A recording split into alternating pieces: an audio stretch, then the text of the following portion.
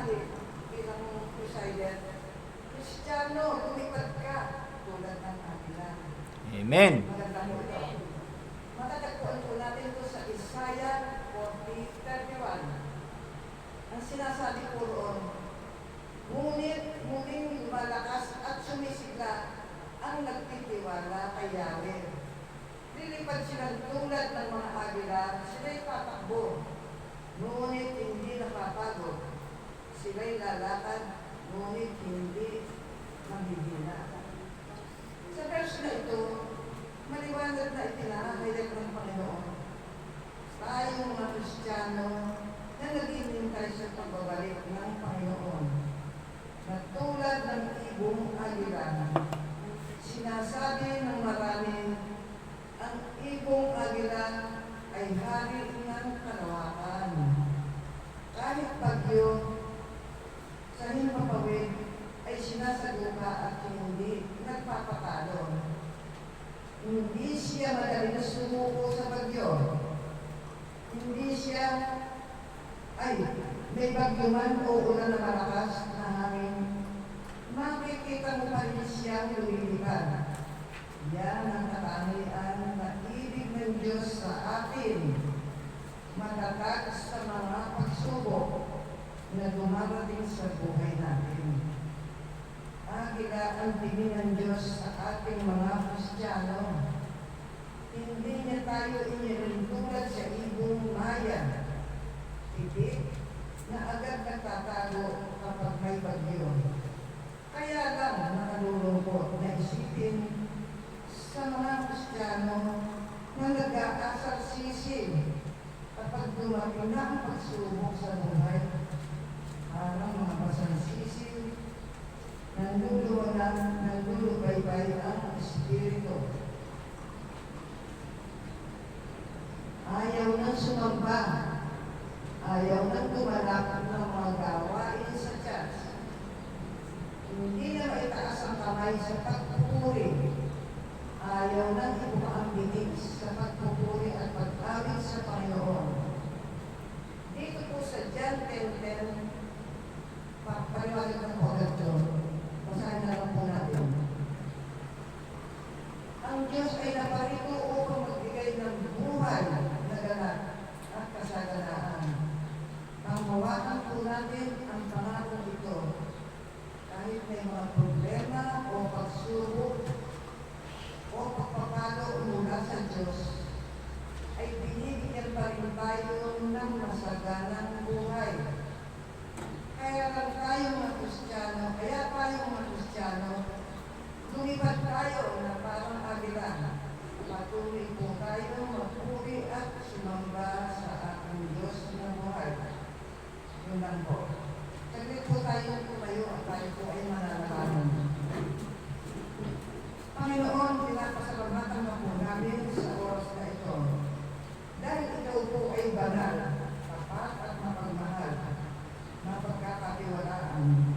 Dalangin po namin na patuloy mo bubuksan ang aming mga mata at kaingan upang makita ang iyong pagtutuwid sa amin.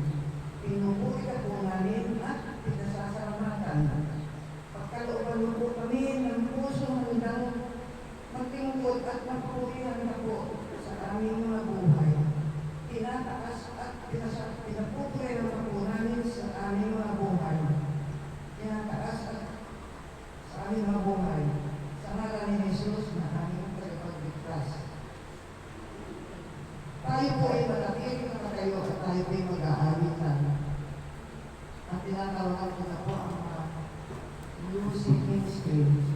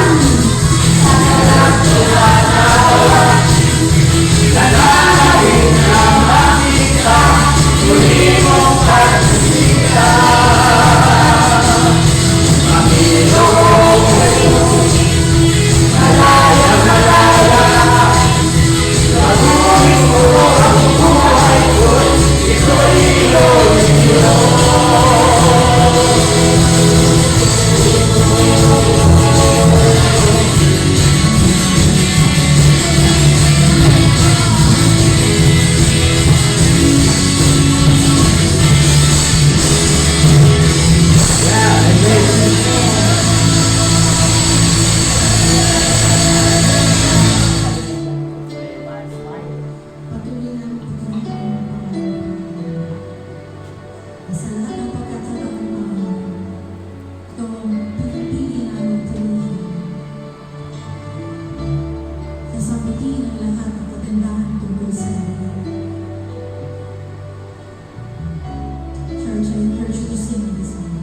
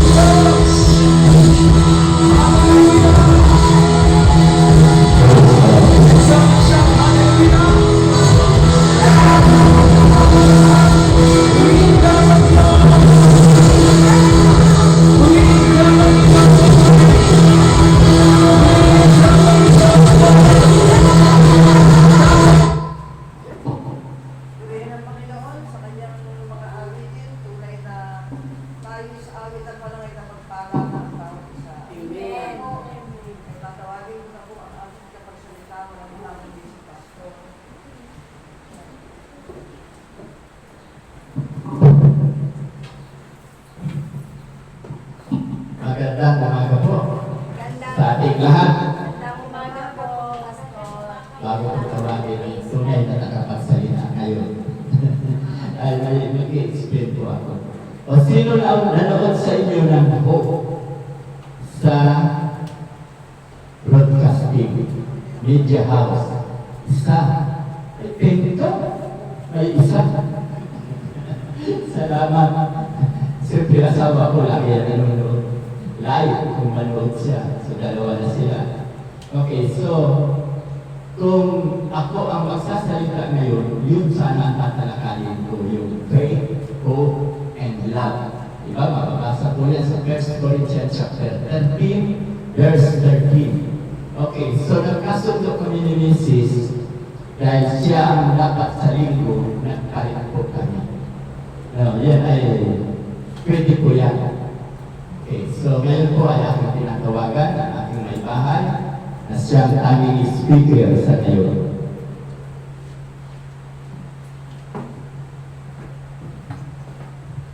Magandang umaga po sa ating lahat. Magandang umaga po, sister. Sabay. Magandang umaga po sa ating lahat. Magandang umaga po. Thank you. No? Ang ating pag-aaral ngayon ay may pamagat na benefits of being in Christ. Ang kapakinabangan na tayo ay nasa piling ni Kristo. Okay? So titignan natin may pakinabang pa. Bago yan, ngayong umaga,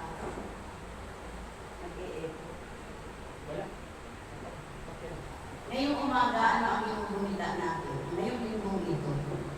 Huli sa amin. Hindi. Linggo, itong linggo. Malas pa. Palaspas, no? Palas. Linggo pala sa no? Ito ang ginugulita ng Kristyanismo, ang linggo ng palaspas. Ang dahilan po at ang init na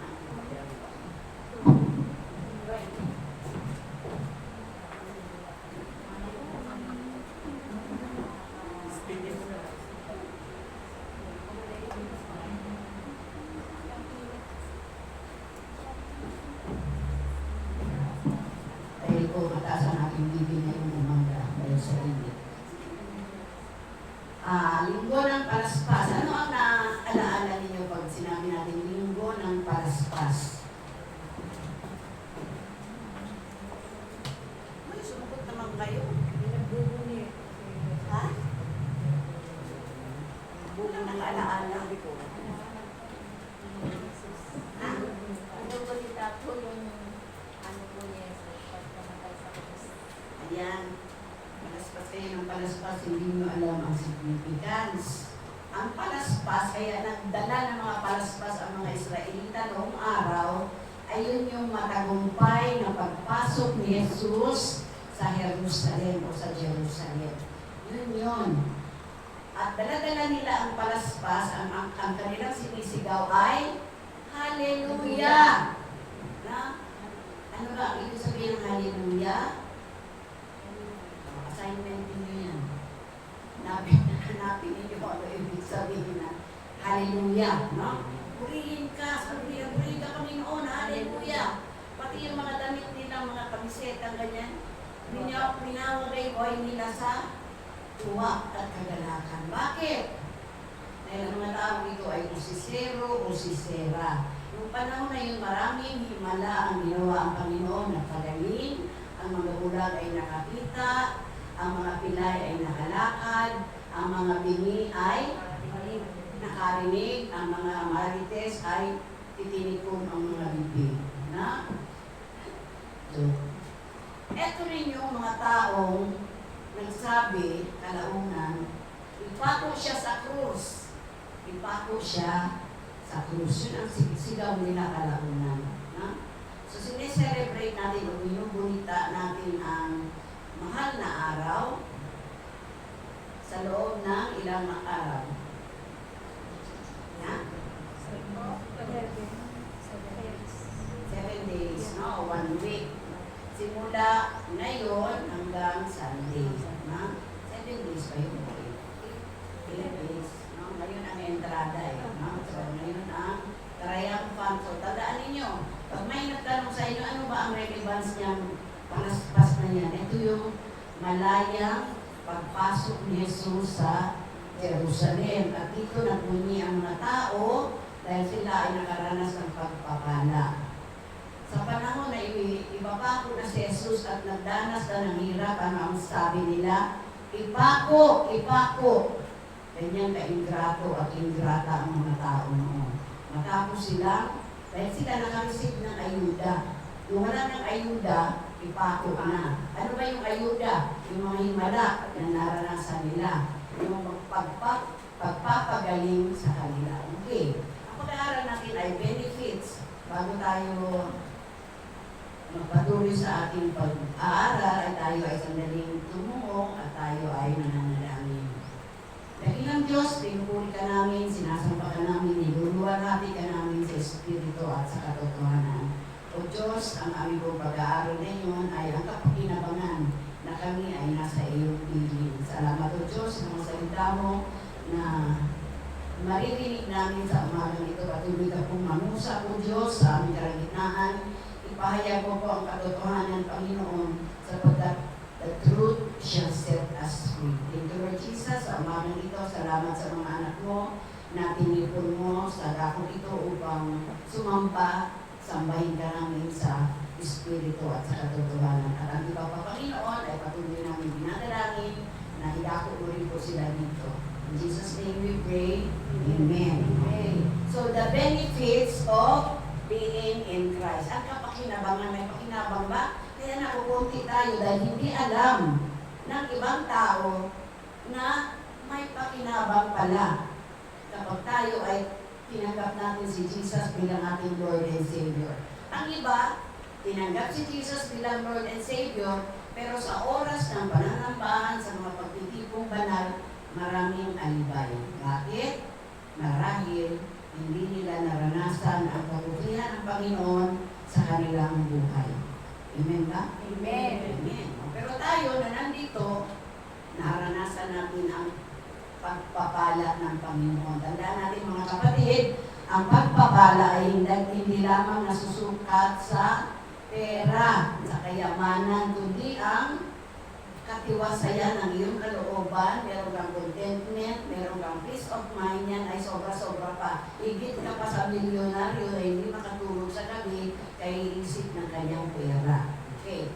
The benefits of being in Christ. Okay? So marami ang nagsasabi na tinanggap nila si Kristo sa kanilang buhay, siya ang Panginoon, siya ang tagapagligtas. Ang kanilang isip, tagapagligtas lang si Jesus. Nawala yung Panginoon. Kapag namamanginoon tayo, ano ang ginagawa natin sa ating Panginoon? Sinusunod. Sinusunod. Tama ba mga kapatid? Sinusunod ba natin ang Panginoon? Ang tatang araw ng ating sama-samang pagsamba ay linggo, meron tayong mga Bible studies, meron tayong mga gawain niya, ang mga itinakdang gawain para sa mga lingkod, sa mga anak ng Diyos. No? Huwag natin katamaran, huwag natin sabihin na mainit, kami rin ay nanginginitan din. No? Okay. So, anong pagtanggap ang naranasan nila? No? Pag dumating ang sakit, ang sakuna, ang mga kapighatian, ang problema, ang kawalan, nandoon yung malaking pangamba, nandoon yung malaking takot. At takot, wala iyang poder sa ating pananampalataya. No? Dapat yung ating pananampalataya ay buo, sapagkat without faith, we cannot see God. Pag meron tayong bahid ng katakutan, bahid ng fear, ay maaaring 50-50 lang ang pananampalataya natin. Iayaw ng Diyos ng ganyan. Ang gusto ng Diyos ay 100% nating ilalagak ang ating paniniwala, pananampalataya sa Kanya. No? Kaya nga sa araw na ito, patuloy nating pag-aralan ang salita ng Diyos. Pag-aralan natin ang Roma. Meron kayo dalang Bible? Sabi ni Pastor Tan, magdala kayo ng Bible, magdala kayo ng application. Okay. So, ito yung mga kapakinabangan na sinabi sa Roma chapter 8. Ang una-unang sinabi dito ni Jesus, I am no longer in any condemnation. Wala na tayo sa ilalim ng kahatulan. Na? Pag sinabi natin, nasa ilalim tayo ng kahatulan, matakot na tayo. Sapagkat, ano ang kasunod noon? Ang kabayaran ng kasalanan ay kamatayan. Ibig sabihin, pag walang Kristo sa ating buhay, sigurado na at tiyak yung kamatayan natin. Kamatayan physical, kamatayan spiritual. Ang kamatayan doon sa naglalagablab na apoy. Napasok na kayo, di ba? Napasok ka na dati? Nang mantika? Natilamsikan ka na? Yun, masakit. Kayong pag-ibubunid ka talaga doon. Kung mong katawan, aapoyan, hindi namamatay ang apoy, hindi ka rin mamatay-matay. Walang tubig. Na? So, no more condemnation. At ang posisyon natin, nasaan ano ang posisyon natin sa Panginoon kapag tinanggap natin siya sa ating buhay? Tayo ay tinatawag na mga anak ng Diyos. Hindi lamang tayo anak ng ating mga magulang, lalo tigit, anak tayo ng Diyos. So, dapat tayo matuwa sapagkat ang Diyos ay napakayaman. Siya ang nagmamay-ari ng lahat ng bagay, pati na ang mga buhay natin. Kaya na ang ating buhay, kung sermon ko na the other time, ang buhay natin ay hindi atin. Pag-aari ito ng Diyos. So, ano ang sabi? Ang ating posisyon, kapag tayo ay nakipag-isa kay Kristo ay anak na ang tawag sa atin. Na? Masarap na tawagin tayong anak. No? Ikaw lang ang amin. So, kapag tayo ay anak na ng Diyos, we are being made justified. Tayo ay pinapaging matuwid. At dinideclare tayong righteous. Ano ba ang righteous? Mabuti. Hindi sa paggawa ng mga mabubuting bagay ang makakapag-save sa atin o magiging dahilan para tayo ay akutin ng Diyos. Lahat ng mabubuting bagay na ginagawa natin sa harap ng Diyos, yan ay maruming basahan lamang. Kaya nga hindi tayo naging mabuti, hindi tayo naging matuwid sa ating ganang gawa o sa paggawa ng mabuti. Dahil walang mabuti tayong ginagawa, sa totoo lang mga kapatid. Wala. Kaya lamang tayo nakakagawa ng mabuti dahil meron tayong iniisip na iba. No? Merong kapalit ang mabuti na yun. Subalit, si Jesus ang gumawa ng lahat ng ito. Ang redemption, ang sa pamamagitan ng biyaya. Ang basta pwede na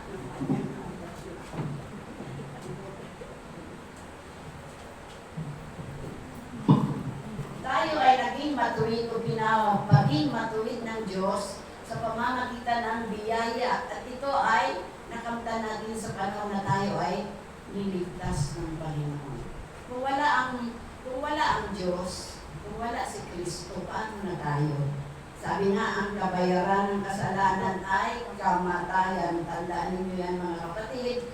Kaya huwag ninyong ipagwalang bahala ang salita ng Diyos at ang kapakinabangan nito. Kapag tayo ay nakikristo, meron tayong buhay na walang hanggan. At meron na tayong bagong ID. Na ano ang bago nating ID? Halimbawa, Ana Hawkins. Ano na ngayon ang ID mo? Okay, pag nakikristo ka na. Kristiyano. Ikaw ay isang Kristiyano na. Hindi na ikaw ang dating Ana. Ikaw ay bago na. No? Parang si Angie. Ang hirap-hirap ispilihin ng kanyang pangalan. Ngayon may bago na siyang identity. Ang identity niya, anak ng Diyos. Yan ang nasa ID natin ngayon. Kasi pag wala tayong ID, di ba sa pagpapasok ka sa trabaho, pag wala kang ID, no entry. No? Pero, kapag tayo ay naging anak na ni Kristo, nakaposisyon na tayo doon sa kanyang poder, sa kanyang kaharian. Hindi na tayo matatakot, wala na tayong pag-agam-agam na ikaw ay mamumulid pa sa dagat-dagatang apoy. Meron ka lang kasiguruhan. Sapagkat sabi ng aralin natin sa verse 1 ng chapter 8, no more condemnation. Wala nang paghahatol. Ang nasa atin na justification o pagiging matuwid sa pamamagitan ng Diyos at pinapaging banal na tayo. Amen. Amen. Marami kayo masaya sa ating topic. Ha? Masaya ba kayo na tayo ay anak na ng Diyos? Amen. Amen. Tayo ay wala na sa paghatol. Tayo ay pinapapaging banal na ng Diyos. Tayo ay tinatawag ng anak ng Diyos. Okay. So, ang mga wala, hindi nakipag-isa kay Kristo, sila man ay meron ding grupo. Sila ay pinapataba. Di ba sabi natin, bakit yung mga gumagawa ng mga kabuktutan? Bakit sila lalo nananagana? Ang sagot yan, basahin nyo sa Santiago. Ang sabi doon sa English, they are being fattened for the day of slaughter. Sila ay pinapataba lamang para sa araw ng pagkatay. Meron palang pagkatay, no? Tignan niyo ang mga hayop, ang matataba na kinakatay. Parang ganun din, inihahalin tulad ang ating sarili. Number 2, nakapakinabangan ay, I am set free from the law of sin and death. Tayo ay naging malaya na mula sa batas ng kasalanan at kamatayan. Na? The law of the Spirit, ang batas ng Espiritu ay yung Ebanghelyo, ang katotohanan. Ano yung Ebanghelyo? Ilan yun? Wala ka naman nakaalam ng gospel?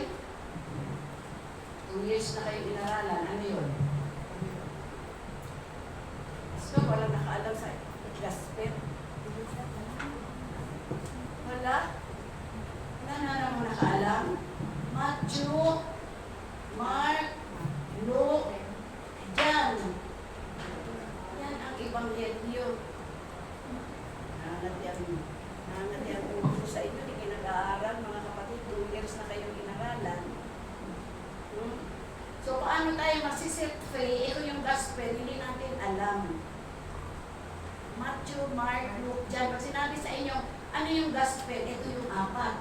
Ano yung batas ng kasalanan at kamatayan? Isa, ang dami yun. Sa lumang tipan.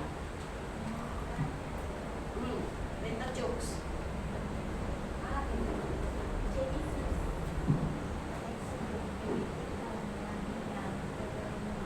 Yun ang batas ng kasalanan at kamatayan. Tandaan ninyo yan. Ang batas ng Espiritu ay nagdudulot ng buhay na walang hanggan. Matthew, Mark, Luke, John, yan yung gospel. Ang Pentateuch o yung nagbibigay ng batas sa buhay, sa kasalanan at kamatayan, yun yung 5 na sinabi ni Lisa. Read your Bible, please. No? Kawawa kayo. Pag may nakita kayo magaling-galing na, isasabihin ninyo magaling. Walang magaling. Mag-aaral kayo ng inyong Bible. Ang sabi dito, the law of the Spirit is the gospel or the good news. Pag sinabi natin good news, ano yun? Mabuting ba? Ano yung mga mabuting balita? Matthew, Mark, Luke, John. Okay, so alam na ang mabuting balita. Doon ipinahayag ang buhay na dinanas ni Jesus at ang sakit at hirap para ang bawat isa sa atin ay magkaroon ng buhay na walang hanggan. Samantalang yung batas ay nagdudulot ng kamatayan. Tama, no? Sapagkat kapag hindi natin nasunod ang batas, siyempre, patay na. No? So, saan ang gusto ninyo?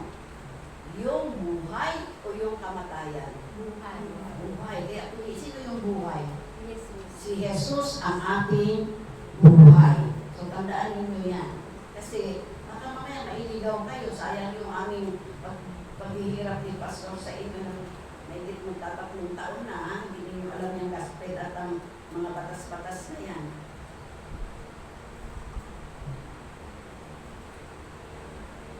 Sabi dito, ang batas ay hindi naman masama.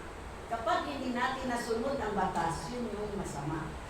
No? Kahit naman dito, pag sinabi ng batas, huwag kang tumawid dyan na walang pedestrian. Kapag tumawid ka sa hindi pedestrian lane, ano mangyayari sa iyo? Ha? Pupulihin ka, huwag mo nang sagasa. Hindi ka pala sagasaan. Pupulihin ka lang. No? Kasi hindi ka sumusunod sa batas. Pero kapag ikaw ay dumadaan doon, tumatawid doon sa pedestrian lane, safety ka na, hindi ka pa huhulihin. Gets mo ba? Ganyan ang batas. Ang batas itself is mabuti para sa atin. Kaya lang, ang hindi mabuti, hindi tayo marunong sumunod. Kaya nga, nahulog sa pagkakasala ang tao dahil sa, ano kasalanan? Hindi pagsunod. In other words, pagsuway. No? Kaya, huwag tayong maging matigas ang ulo. No? Kung ano ang sinasabi ng Biblia, sundin natin. No? Sapagkat kapag hindi natin sinunod ang sabi sa Biblia, tayo ay mapapahamak. At tayo ay magkakaroon ng separation. Mahihiwalay tayo tungkol sa katotohanan. At kapag tayo ay nahiwalay sa Diyos, ano mangyayari sa atin? Kapag hiwalay tayo sa Diyos, ano mangyayari sa atin? Mapapahamak at saan tayo dadalhin? Tandaan natin yan. Ang impyerno ay isang lugar, hindi sana yan para sa atin. Para yan doon, ginawa na yan ng Diyos para doon sa mga anghel na nag-rebellion. Kaya lang, ang mga tao rin naman, naman ngayon, no? Rebellion din, hindi nagsisimba. Ano inuuna? Maglaba, magluto, ano pa, magtrabaho. Akala nila yayaman sila na walang biyaya ang Panginoon. No? So, tandaan natin, ang lahat ng biyaya ay nasa Panginoon. Unahin natin ang Panginoon. Kaya nga, dyan pa lang sa utos na yan, pagsak na tayo. Pagsak na ang tao. Nakulog na tayo sa kasalanan. No? Dahil ang inuuna natin ay puro me, my, mine, ours. Puro pang sarili. Tama ano ba? Kaya tayo naghahanap buhay. Para sasabihin natin, hindi natin iniisip na ang buhay galing sa Diyos. Kaya dapat Diyos ang unahin natin. So, magkakaroon ng separation. No? Tandaan natin. Ang number 1, no more condemnation. Number 2, we are set free. At number 3, Christ did something for me that I could not do. Gumawa ang Diyos ng isang bagay na hindi natin kayang gawin. Okay. Sa ating paggunita ng mahal na araw, natatandaan niyo ba yung sakit at hirap na nilakaran ni Jesus? Okay. Number 1, siya ay ipinagkanulo. Magkano lang ang halaga pala ni Kristo? Nakakaalam na naman. Magkano siya ibinenta ni Judas? Ha? 30 cents. Ha? Wala silang cents. Ginto at pilak lang. 30 pieces of silver. Ibig sabihin, 30 piraso pilak lang ang ginawang halaga ni Kristo. Napaka-mura. Napaka-aba. No? So, nakakahiya naman. Samantalang si Jesus ay nag-uumapaw sa pag-ibig, nag-uumapaw sa kahabagan. Ha? Bakit natin nasasabing nag-uumapaw sa pag-ibig at kahabagan? Anong verse yun? Anong verse? Para masuportahan. Anong verse? John 3:16. No? John 3:16. For God so loved the world that He gave gave His only begotten Son, that whosoever believeth on Him shall not perish, but have eternal life. Gayon na lamang ang pag-ibig ng Diyos sa sanlibutan. Sino yung sanlibutan? Tayo, lahat ng tao inibig ng Diyos. Kaya pinagkaloob niya ang kanyang butong na anak, si Yesu Cristo. No?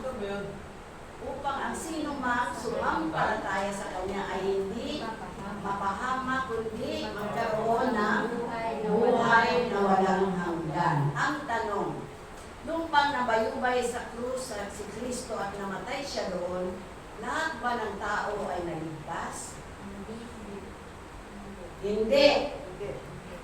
Ang lahat lang ng sumampalataya. Tandaan ninyo yan ang term. Sumampalataya sa Kanya ay nagkaroon ng buhay na walang hanggan. Kaya anytime na dumating si Jesus, dahil sabi ng Bible, anytime, He will come back. Sigurado na tayo. Wala na tayong katatakutan. Wala na tayong kakaba-kaba. Dahil meron na tayong Kristo sa ating puso. Tinatakan na ang ating espiritu. Ha? Sino dito ang may tatak na ang espiritu? Wala. May nahiyak pa na yan. Itaas ang kamay para pagdating ni Jesus, huhugutin na lang kayo isa-isa. Parang aanihin na lang isa-isa. Pag tayo nahiya-hiya pa, ikinahihiya si Kristo. No? Natin ikahiya si Kristo. Wala natin, tayo ay may kasiguruhan kapag tayo ay nakikristo. Okay, balik tayo. Christ did something for me that I cannot do. Ang kanyang sakit at hirap, alam niyo ba yung dinaanan niya? Ang krus na pasan-pasan niya, sobrang bigat. Yung kilo ng krus, mas mabigat pa sa katawan niya. No? Habang naglalakad siya sa ganito, matindi pa ang init dito dahil sa Middle East sila. No? Ilang kilometro ang nilakad ni Jesus. Bukod doon, meron pang hagupit. Yung hagupit nila, meron pang sa dulo noon, merong yung ganyan parang sima. Alam mo yung sima? Ha? Alam mo yung sima? Na pag ginanyan, yung pag marami yun halimbawa ito yung panghagupit, marami yan siyang strand. Pag inihagupit, kumakapit sa laman niya at paghugot na ganyan, dalahin ang laman. Alam niyo kung gaano sakit yun. Bukod doon, may durak pa, may sipa, may tadyak, at pangungutya. Bukod doon, nilagyan pa siya ng corona. Ang corona niya, nung isinaklob sa ulo niya, tagos hanggang utak. Nararamdaman niyo ang pain ng Diyos para lang ang bawat isa sa atin ay magkaroon ng eternal life. Kaya ba natin yan? Meron namang nagpapakuk-pakukan. Sabi ko na sa inyo, lalo na doon sa Pampanga. Ha? Papahagupit, yung hagupit naman, wala naman sima. No? Hagupit, kunyari lang, sasabihin pa niya doon sa naghahagupit, ang masyadong malakas. Masakit mo, no? No? Masyadong malakas. Latay-latay lang, konti, no? Tapos, magpapapako. Ang pako niya, hindi naman yung katulad mo binako kay Jesus. Papakuin. Tapos sabi niya, aray. Nakita ko yun eh. Aray. Umaaray. Eh si Jesus walang katulad nga siya ng isang ship. Anong ship sa Tagalog? Parang tupa na ginugupitan na hindi nagre-reklamo. No? Tupa.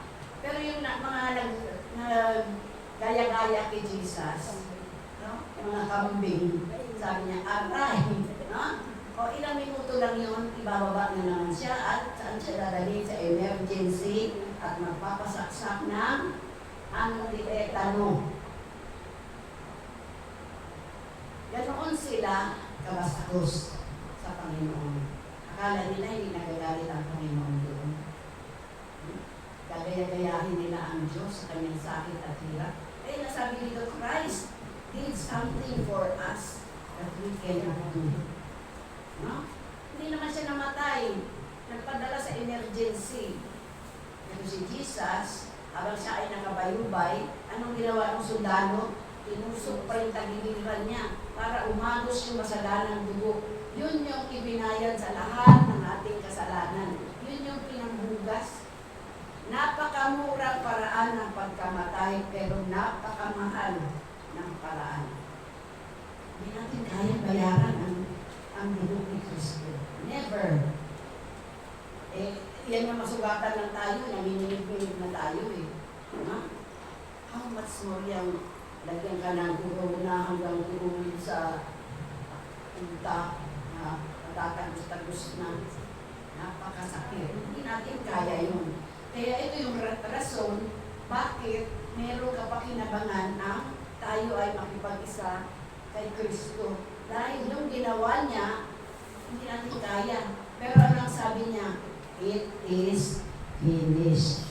Naganap una. Ayaw na nila gayahin na magpapako sa krus. Pag ako nagpako sa kanyang pakiligin nila, papakuan ko talaga para malubos-lubos na at mamatay siya. Na? Tandaan natin si Jesus hindi na natiling patay. Pag ilang araw nabuhay siya, ilang araw? On the third day, siya ay nabuhay na mahuli at nagpakita siya sa kanyang mga disciples, so sa kanyang mga apostoles. Ilan na yung apostoles niya? Tatalakayin natin. Kaya tandaan natin, si Jesus, sabi, I am the way, the truth, and the life. No one can come to the Father except through me. Sabi ni Jesus. Walang makakapunta sa Ama kung hindi sa pamamagitan niya. Kaya, Jesus did something that we cannot do. No? Dapat natin alalayo, Panginoon, salamat po dahil sa pamamagitan ng iyong sakit at hirap, nagkaroon ako ng kaligtasan. Naranasan ko ang iyong ganap na pagliligtas sa akin. Nasasabi niyo ba yan mga kapatid? Pag Wednesday, sino dito ang nakikijoin sa panalaginan? Sino ang nananalangin pag Wednesday? Manalangin tayo. Sama-sama natin ipanalangin. Huwag lang yung mga sarili ninyo ang ipanalangin ninyo. Kundi ipanalangin ninyo ang bawat isa sa atin, ang ating church, ang inyong pastor, lahat ng gawain dito, ang ating bansa, mga leader natin, at ang mga nangyayari kainit-init. Ito, hindi ko, matanda na ako 70, hindi ko pa naranasan ang ganito kainit. Mga ilang panahon pa lang ito, ganito kainit. Sobrang init, kaya ang ating BP ay tumataas natin. Okay? So, sa pamamagitan ng kamatayan ni Kristo, ang sabi, lahat ng kasalanan natin, lahat ng lumalapit sa kanya ng mga kasalanan, gaano man ka dumi o kapula ang kanilang puso dahil sa kasalanan, sabi ng Jesus, papuputiin ko yan na kagaya ng niebe. Alam niyo yung niebe? Smooth. No? Nakita na ba kayo ng pulang snow? Wala. Puti talaga yun. Malinis. No? Sabi niya, gaano man kadumi ang inyong puso, kapag lumapit kayo sa akin, tanggapin ako, humingi kayo, magsisi kayo, humingi kayo ng kapatawaran, lilinisin ko ang inyong puso na katulad ng snow ng niebe. Okay? So, walang ibang makakaligtas sa atin, kundi si Kristo. Okay. Mapalad tayo, kung inyong natatandaan, yung isang kasama natin sa Bible study, maging ang kanilang namumuno daw sa simbahan, hindi daw alam kung sila ay ligtas. Pumasok sila dito para malaman nila kung paano maligtas. Na? Mahirap yung simba ka ng simba, hindi mo naman pala alam ang pagliligtas. Hindi mo alam kung paano ka ililigtas. Hindi mo alam kung sino ang magliligtas. Samantalang dito, kapag pinaralan kayo, hindi kayo aayaw. Maaaring it will take time bago ninyo tanggapin si Jesus. Pero ang sabi ko sa inyo, now is the time. Huwag na tayo magpatumpi-tumpi. Kapag narinig natin ang mabuting balita ng pagliligtas, grab the opportunity. Kasi sa muling pagbabalik ni Jesus, tandaan natin mga kapatid, hindi na siya Savior. Siya ay hukom. Judge na siya. Ngayon, kung sa kanyang muling pagbabalik ay sa kakalamang hihingi, Lord, patawad, wala na. it's too late. Kaya now is the time. Okay, so number ano na tayo? Number 4. Ang sabi sa verse 6, chapter 8 ng Roma, I now have life and peace instead of death. No? Meron na akong buhay at kapayapaan sa halip ng kamatayan. So ano lang ba mamamatay sa atin? Katawan lang. Kasi sabi, ang laman, babalik sa ang alabok, babalik sa alabok. Pero yung ating espiritu, nakakaiyak tayo. Na sa muling pagbabalik ni Jesus, isasama tayo doon sa kanyang kaluwalhatian. No more tears, no more sickness, no more fear. Wala na lahat ng ito. Ano ang mangyayari doon sa langit? Pag-aawitan, kagalakan, pagpupuri sa Diyos. Na? Exciting ba ang ating topic? Amen. Na? So, I have life. I now have life and peace instead of death. Wala na tayong natatakutan na anytime na mamatay ka, mamatay ako, I am safe in the loving arms of Jesus. Ano katatakutan ko? Hindi naman ako mapupunta sa impyerno. Matakot lang ako pag wala akong Kristo. Pero habang si Kristo ang nasa puso ko, sigurado na ang aking patutunguhan ay sa langit. Kapiling ang Panginoon at mga kapwa ko ng mga nananampalataya. Okay?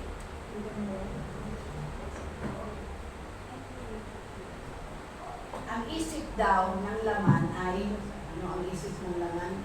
Hindi ito nagsasabit sa paraan ng Diyos. Ito ay mukhang hamon pa. Nahamon pa ang Diyos. Diba? Nahamon nila ang Diyos. Kaya wala sila dito.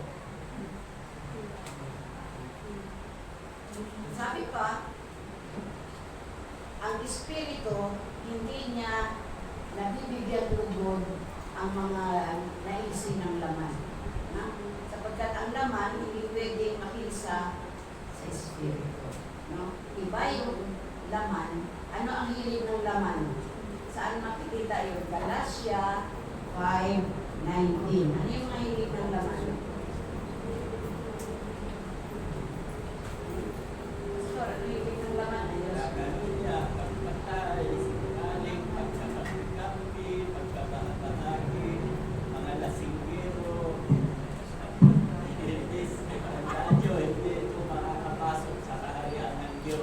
Oh, narinig nyo na ha?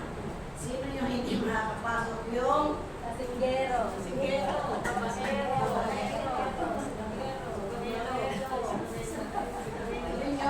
Yun yung gawain ng laman. No? Pero pag sinasabit natin ang lahat ng ito sa Panginoon, magiging ano to, paraan para natin makamtan ang bunga ng Espiritu. Ano yung bunga ng Espiritu?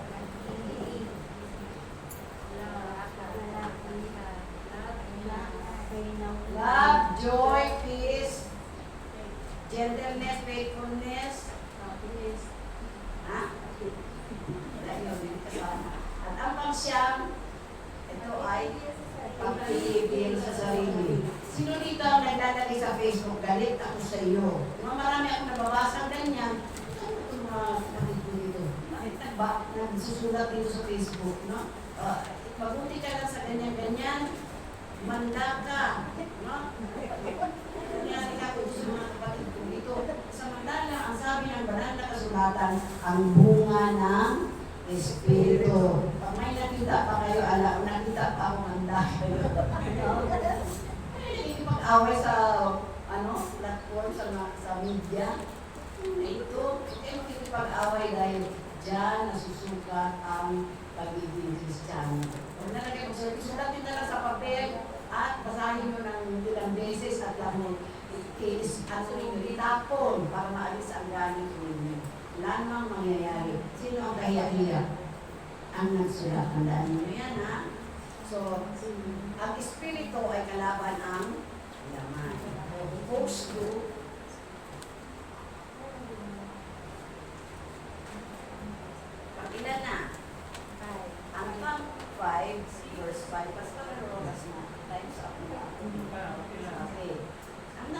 5 na katiyak benefit ay I have received a spirit of adoption. Kapag tayo ay nakipag-isa kay Kristo, ang tawag sa atin ay mga adopted. Sa Israel, kapag sinabing adopted, mas pinapahalagahan nila yun. Mabaliktad. Dito sa atin, pag adopted, minsan kawawa. Minsan naman, depende. Kung wala siyang ibang anak, maaaring mahal na mahal din. Pero sa Israel, kapag sinabing adopted, mahal na mahal na mahal nila yun. Katulad sa atin, adopted tayo ni Jesus. Adopted tayo ng Diyos. Bakit? Sapagkat tayo ay napipili, pinili, chosen. Parang si Abraham, the chosen. Na? Kapag tayo ay nakipag-isa kay Kristo, ang tawag sa atin ay mga adopted. Na? I have received a spirit of adoption. Ngayon, kung dito sa atin, sa batas ng tao, kapag adopted ka, minsan wala kang mana. Na? Pero pag sa Panginoon, pag sinabing adopted ko kayo, Galatia 3:29, sino nakasat sa ulo? Isa? Kung kayo kay Kristo, kayo hilahin. At kung kayo kay Kristo, Kabilang, kung kayo kay Kristo, kayo hilahin ni Abraham at kasama kayo sa pangako niya. kabilang kayo sa pangako ng Diyos. Ano yung pangako ng Diyos? Kayo ang magiging heredero. Alam niyo ba yung heredero? Baka malinig tagapagmana. Kung ano yung ipinamana kay Abraham, mamanahin din natin. Eh, huwag niyo sabihin na, mahirap ako, wala akong pera. Yan, kung binigyan niyo lagi yan, wala akong pera, hirap ako, marami akong utang. Eh, ang tatay mo ay mayaman. Paano ka naging ganyan? Dahil ikaw ay disobedient. Kaya nararanasan mo yan. Pero tandaan natin mga kapatid, kung tayo ay kay Kristo, nakaposisyon na tayo ha. Nasa kampo na tayo. Kaya, nasa kamay na tayo ng Diyos. Kaya okay, magpatihulog. Huwag niyong pahirapan ang inyong mga sarili. Kaya nararanasan niyo, wala akong pera, wala akong ganito, mahirap kong ganito, kasi nagpatihulog ka. Pero kung nasa kamay ka ni Kristo, mararanasan mo ba yun? Hindi. Kasi nga, kung kayo'y kay Kristo, kabilang ka na sa lahi ni Abraham at tagapagmana. Sarap ba? Adopted ka na, tagapagmana ka pa. Na? Kaya sabi, I have received the spirit of adoption. So, tapos yun sa ating topic. So, ano yung mamanahin natin? Ano ba yung pinamana kay Abraham? Pararamihin ko ang iyong lahi, sindamin ng buhangin, pasasaganain ko ang iyong buhay. Ano pa? Pagpapalain ka hanggang sa iyong kaabong-abungan. Masarap yun. Siyempre, pag pinagpala ka, kalakip na doon ang kasaganaan. Meron ba pinagpapala na hindi kasalanan? No? Kaya ka lamang nakakaranas ng ganyang mga karanasan, ikaw rin ang may gawa niya. Kasi ang Diyos, hindi tayo ginawang robot. Binigyan tayo ng way para tayo ay pumili. Ito yung makakasama sa iyo, ito yung makakabuti sa iyo. Kalimitan, ini-embrace natin yung pansamantalang kaligayahan na ang dulo ay kapahamakan o kadustaan. Na? So, tandaan natin, tayo ay adopted children of God. Okay, malapit na matapos. Nainip na kayo, nalulungkot na kayo. Okay lang? Okay. So, ang sunod na benefit ay the Spirit Himself testify with my spirit that I am a child of God. At tayo, ang Espiritu ng Diyos, kasama ng ating Espiritu ay nagpapatunay na tayo ay anak ng Diyos. Ito masarap, anak ng Diyos, tatay natin, mayaman, na? Pag sinabi, uy, malapit na dumating ng big speed. Ano yung big speed ba yun? Big one. Lahat nanginginig na tayo, no? Hindi natin alam na yung ating ama, napakalaki. Siya ang may control ng lahat ng bagay.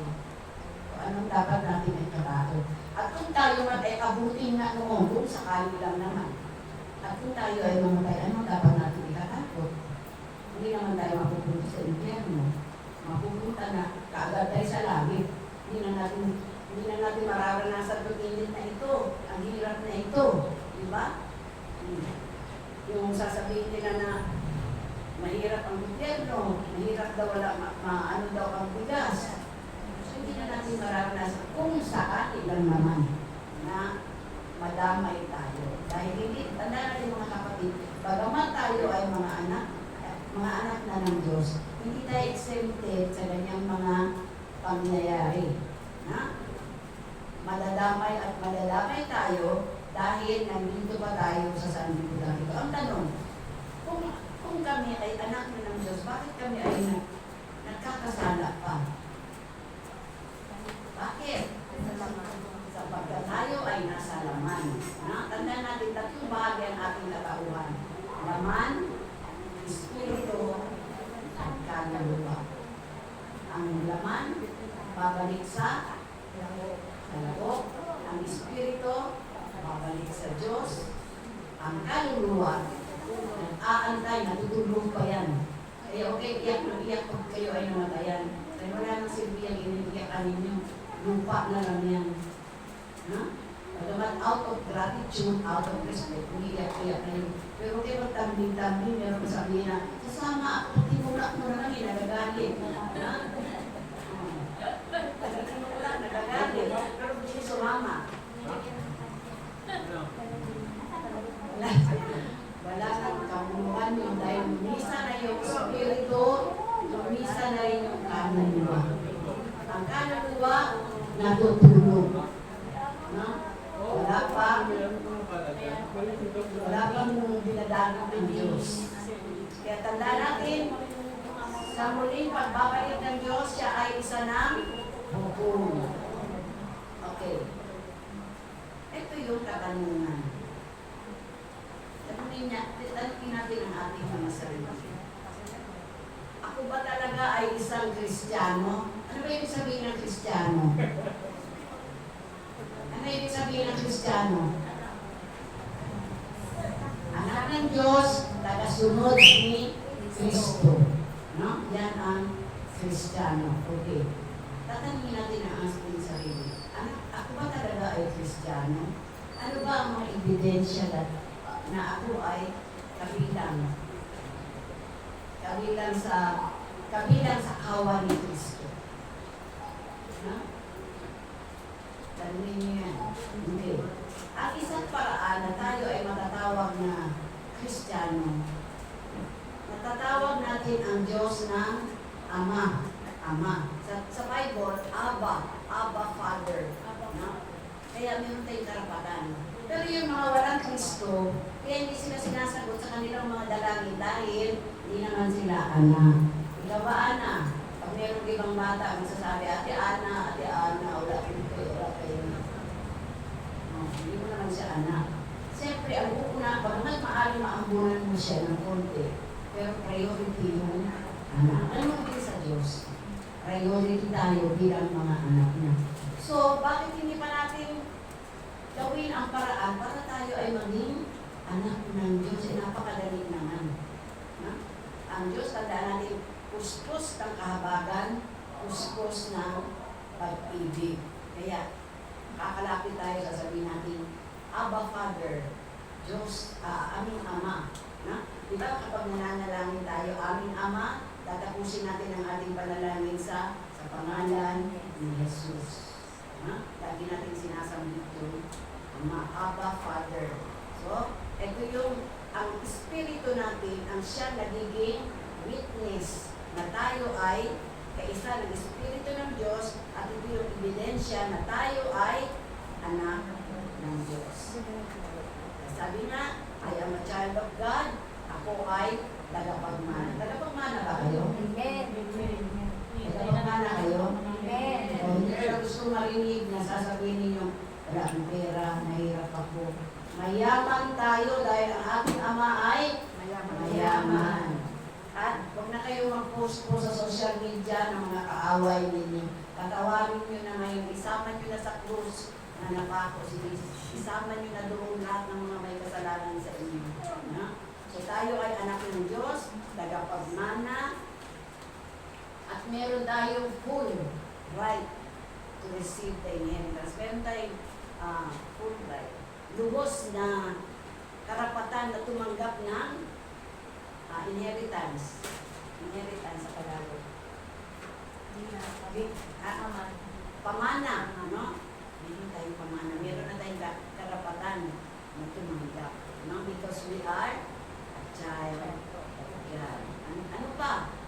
We are redeemed. Tayo ay natubos mula sa isang curse. Curse. Anong curse sa Tagalog? Sumpa. No? Dati tayo ay kasumpa-sumpa dahil sa kasalanan. Subalit dahil sa redemption na ginawa ng Diyos sa 2,000 years ago, ganito na naman ang eksena mo. No? Tayo ay tinubos ng Diyos sa pamamagitan ng kanyang kamatayan sa krus ng Kalbaryo. Dahil sa habag at kanyang pag-ibig sa bawat isa. At sabi na, ngayon nahihirapan tayo, lalo na yung mga katropa ko dyan, mga 70, 70 pataas, no? Ang sabi ng mga tuhod namin, lalo na pag umaga, ang sabi dito, my body will soon be completely redeemed. No? Pati ang ating mga katawan, itong mga sakit natin, no, Bet? Nawawala na ito, dahil ito ay lulubos nila ng Diyos ang kanyang kagandahan loob sa atin. Dahil tayo ay alipin o tayo ay bandage, ano bandage sa Tagalog? Tayo ay nakagapos sa kasalanan, nakagapos tayo sa kabulukan. Pero ngayon tayo ay inubos na ng Diyos. Wala na sa atin ang sumpa. Nasaan na ang sumpa? Nasaan na ang, ano ba ang sumpa sa atin? Ano yung sumpa? Kamatayan. No? Sabi nga kay Pastor na nasa ilalim na ng ating paa, iswis na lang natin. Sapagkat napagtagumpayan na ng Diyos ang lahat ng ito. No? We have the glorious liberty of the children of God. Ang ating nararanasan ng mga kahirapan ngayon ay hindi may hahalintulad sa kaluwalhatian na matatamo natin pagdating ng panahon. Ang ating katawan na nabubulok sa muling pagbabalik ni Jesus ay papalitan ng glorified body. Pag sinabi natin glorified, yung pader na yan na napakakapal, tatagos tayo. So, masarap ba na maging anak ng Diyos? Amen. Kaya talaga na kami, hindi rin napitin yung dahil naantok na. So, ano ang plano ng Diyos sa atin? Merong magandang plano ang Diyos sa atin. Alam niyo ba ang plano ng Diyos sa atin, mga kapatid? Ano ang plano ng Diyos sa atin? Jeremiah 29:11. Ano yun? For I know the plans I have for you, plans to prosper you. Pasaganain kayo. Pasaganain tayo. And not to harm you. Plans to give you hope and a future. Sa uruhin niyo to. Jeremiah 29:11. For I know, alam ng Diyos yung plano niya para sa atin. No? Para tayo ay maging prosperous. Ang future natin ay sigurado. For I know that I have for you plans to prosper you and not to harm you, para hindi tayo masaktan. Plans to give you hope and a future. Sino bang nagsabi na bibigyan tayo ng mabuting hinaharap ng future natin? Ang Diyos lang. Ang demonyo, lagi niya binibigay sa atin sakit at hirap. Kaya pag kayo ay may mga problema, i-vaccine ninyo yan sa pamamagitan ng pangalang Jesus. Sabihin niyo, Jesus. Jesus. In Jesus' name, pinapalayas kita. Wala kang karapatan dito sa aking tahanan. Wala kang karapatan sa aking buhay. Wala kang karapatan sa aking katawan. Huwag mo akong bigyan ng sakit. Huwag. Tandaan niyo, ang Diyos hindi nagbibigay ng sakit. Ang nagbibigay sa atin ng sakit ay ang demonyo. No? At una-una niyang binubuhusan ng mga basura, yung ating utak. Kaya tandayan natin ang ating utak, mga kapatid, kapag nalulumihanan na tayo, call Jesus. Andyan lang siya. Gaano kalayo ang Diyos? Isang panalangin. Isang panalangin lang ang pagitan natin at sa Diyos. Nawa mga kapatid, sa umagang ito ay napagpala ang bawat isa na meron tayong isang malaking Diyos. No? Na kapag tayo ay nakipag-isa sa Kanya, lahat ng benefits ay matatamo natin. Ha? Hindi na tayo mag-aalinlangan sa Kanyang muling pagbabalik ay matatakot tayo. Para yung nakagawa tayo ng kasalanan at nandiyan na yung picture, napapaluin tayo. Pagdating ni Jesus, ano ang ating itsura? Sasalubong tayo sa Kanya. Nasa kamay, thank you Lord for saving me. Thank you Lord dahil ikaw ang Diyos na makapangyarihan sa lahat. God bless us all.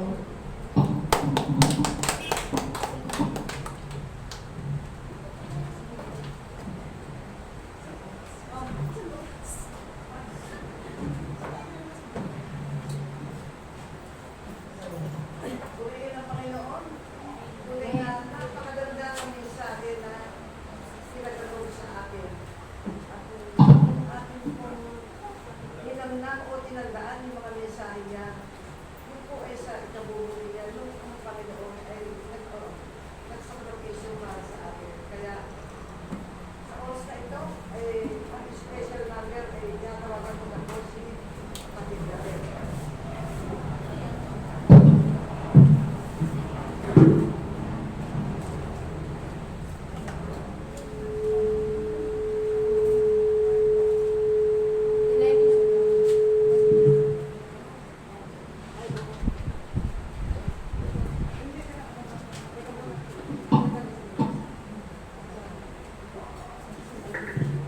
Ngayon po, tinatawagan po si Lina upang likumin ang ating love offering. Nangyari ka pumunta dito.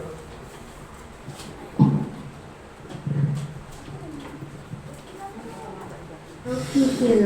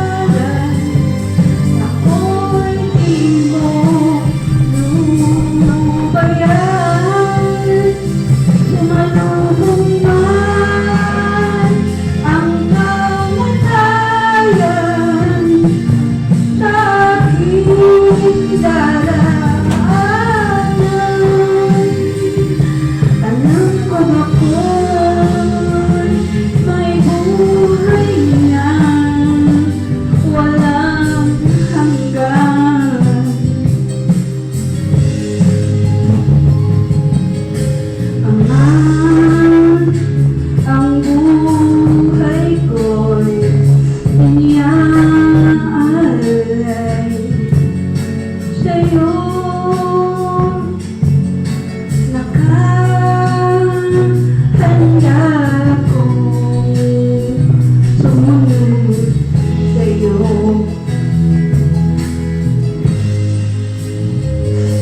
Kahit akin man ang mga kahirapan,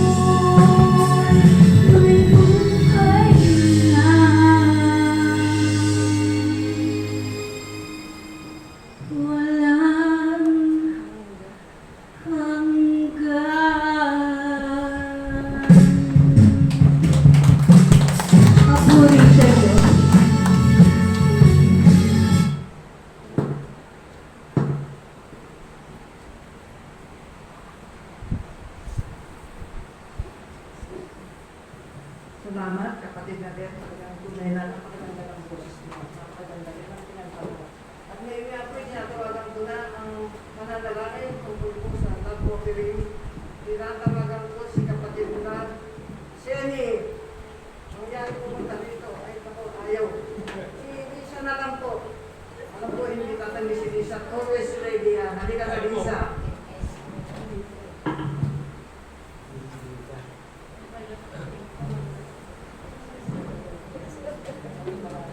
Manalangin tayo.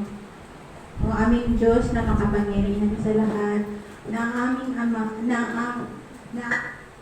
na makapangyarihan sa lahat. Maraming salamat sa mga sa iyong kabutihan, sa iyong pag-ibig, at sa lahat ng pagpapalang ipinagkaloob mo sa amin.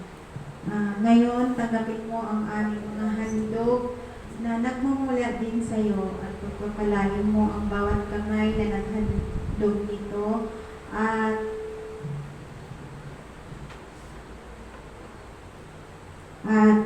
naway magamit ito sa iglesyang ito. Ito ang aking dalangin in Jesus' name. Yanawa.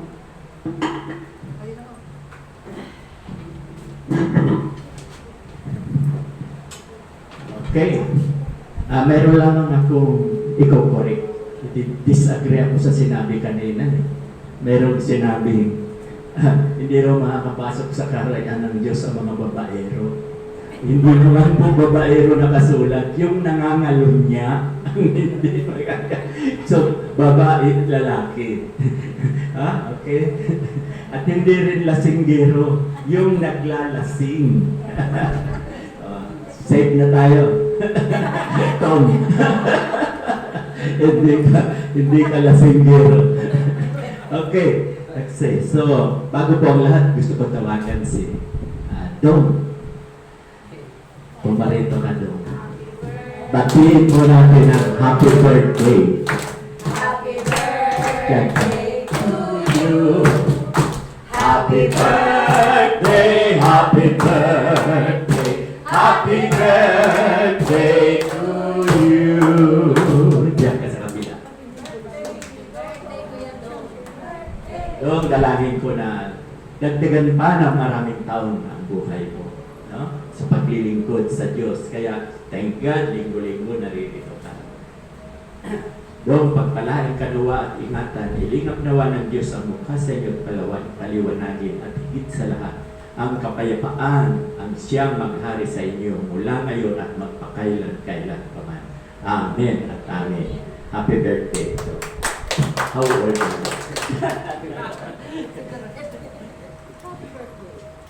Okay, sa pagbabalita po, magsaya kayo. This week, from Monday, bukas hanggang Friday, wala pong Bible study. Ngayon lang linggo. No, kasi unang-una napakainit pagkatapos pag Friday kasi, no? Alam nyo na, busy rin tayo sa bahay-bahay, inaalaala natin ang ating Panginoon. Kaya wala pong gawain. Okay. Pagbabalita. Meron pa ba? Walang gawain eh. Okay. So, tayo po inaanyaya ako pong tumayo ang kapulungan. Tayo po ay hihingi ng basbas. At huwag po kayong mag-alala, no? Dahil dito po tayo manananghalian. Wala pong uuwi. Dahil magagalit si Ate Rene. No? Okay, sige. Ama namin Diyos na makapangyarihan sa lahat, marami pong salamat at muli ay tinipon mo kami sa dakong ito upang kami po ay sama-sama magpuri, magpasalamat at sambahin ka po namin sa Espiritu at katotohanan. Maraming salamat din po sa loob ng isang ligong pagpapalang patuloy po ninyong pinadadaloy sa amin. Maging ang kagalingan ng aming mga karamdaman, maraming salamat doon din, Lord. Lord, patuloy po akong lumalapit sa iyo. Marami po ditong negosyante ng mga kasamahan ko na naghahanap buhay din. Nawa, Lord, kayo po ang magpala sa kanila. Dahil ako alam ko na kayo po ang God provider. Padalon po ninyo sa kanila ang needs, ang kanilang mga pangangailangan. At dinadalangin ko rin nga po ang aming bansa. Nawa po ay magkaisa na po talaga, magkasundo. Iwasan na po ang siraan ng siraan. Nawa Lord ay maiwasan na rin ang mga fake news dahil ito ang nagiging dahilan. Tulad halimbawa, mayroong nagpabalita sa Taiwan daw, pinaikutan na ng mga Chinese na ship na talagang sila ay gigirahin na fake news po yun, hindi po yun totoo. Kaya Lord, kayo po ang tinatawag na prinsipe ng kapayapaan. Nawa po Lord, maghari sa buong mundo ang kapayapaan dahil ang ikatlo pong war ay delikado na po yan. Marami talagang mamamatay. At hiningi ko po ang iyong basbas, ang masaganang awa ng Diyos Ama at ang walang sawang pag-ibig ng Diyos Anak at ang kaaliwan ng diwang banal ang sumaamin nawa mula ngayon at magpakailan-kailan pa man. Amen at amen. Magandang umaga po sa ating lahat. Wala pong uuwi. God bless everyone and see you all next Sunday.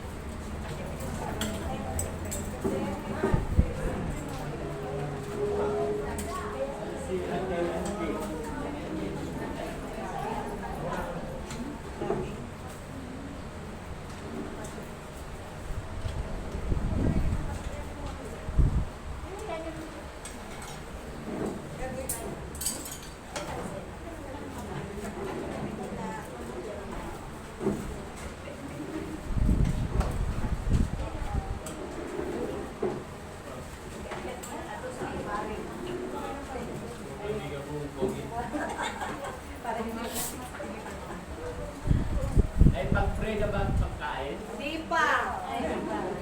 Pag-pray niyo muna. Pray na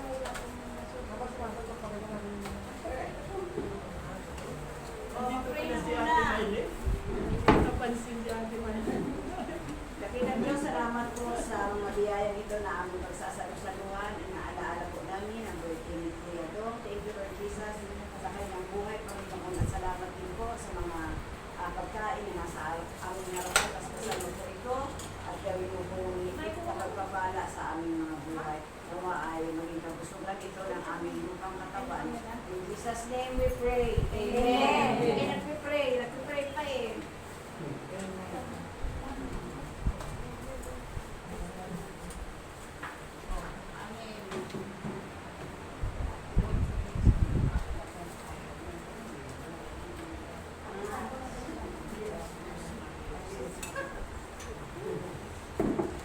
Happy, happy birthday. Happy, happy birthday.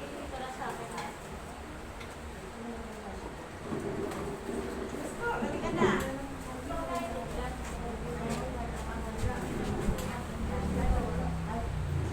Ako po, ako yung kaya ko lang kainin.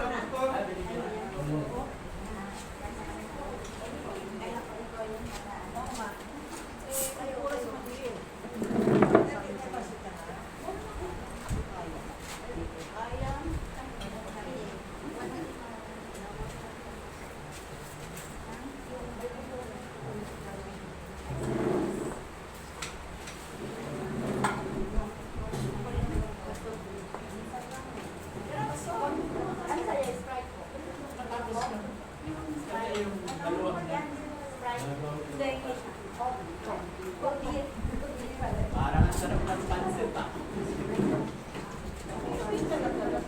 Oh, sinasabi.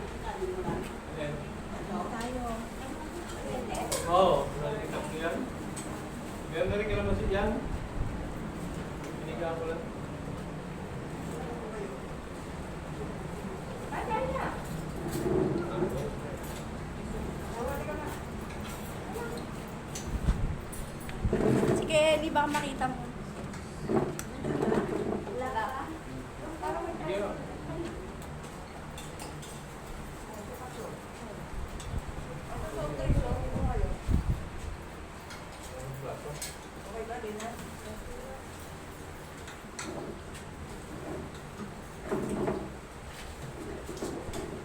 Ay, naka-off na to. Cellphone mo. I-off mo muna.